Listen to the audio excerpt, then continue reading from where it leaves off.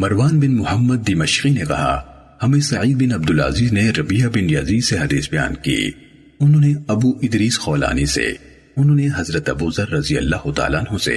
اور انہوں نے نبی صلی اللہ علیہ وسلم سے ایک ایسی روایت بیان کی جو آپ نے اللہ تبارک و تعالیٰ سے بیان کی۔ اللہ تعالیٰ نے فرمایا، میرے بندو، میں نے ظلم کرنا اپنے اوپر حرام کیا ہے اور تمہارے درمیان بھی اسے حرام قرار دیا ہے، اس لیے تم ایک دوسرے پر ظلم نہ کرو۔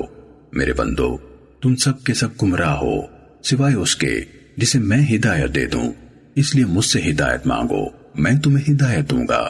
میرے بندو، تم سب کے سب بھوکے ہو سوائے اس کے جسے میں کھلاؤں، اس لیے مجھ سے کھانا مانگو، میں تمہیں کھلاؤں گا۔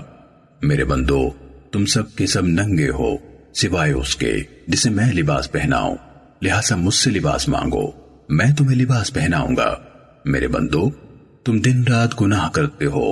اور میں ہی سب کے سب گناہ معاف کرتا ہوں، سو مجھ سے مغفرت مانگو، میں تمہارے گناہ معاف کروں گا۔ میرے بندو، تم کبھی مجھے نقصان پہنچانے کی طاقت نہیں رکھو گے کہ مجھے نقصان پہنچا سکو،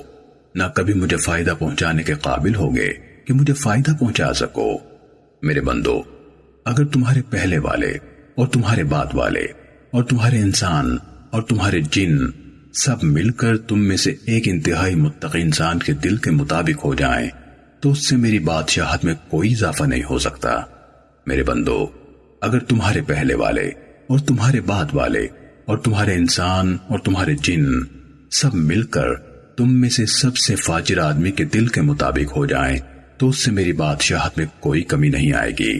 میرے بندو، اگر تمہارے پہلے اور تمہارے پچھلے اور تمہارے انسان اور تمہارے جن سب مل کر ایک کھلے میدان میں کھڑے ہو جائیں اور مجھ سے مانگیں اور میں ہر ایک کو اس کی مانگی ہوئی چیز عطا کر دوں تو اس سے جو میرے پاس ہے اس میں اتنا بھی کم نہیں ہوگا جو اس سوئی سے کم ہوگا جو سمندر میں ڈالی اور نکالی جائے۔ سعید نے کہا، ابو ادریس خولانی جب یہ حدیث بیان کرتے تو اپنے گھٹنوں کے بل بیٹھ جاتے۔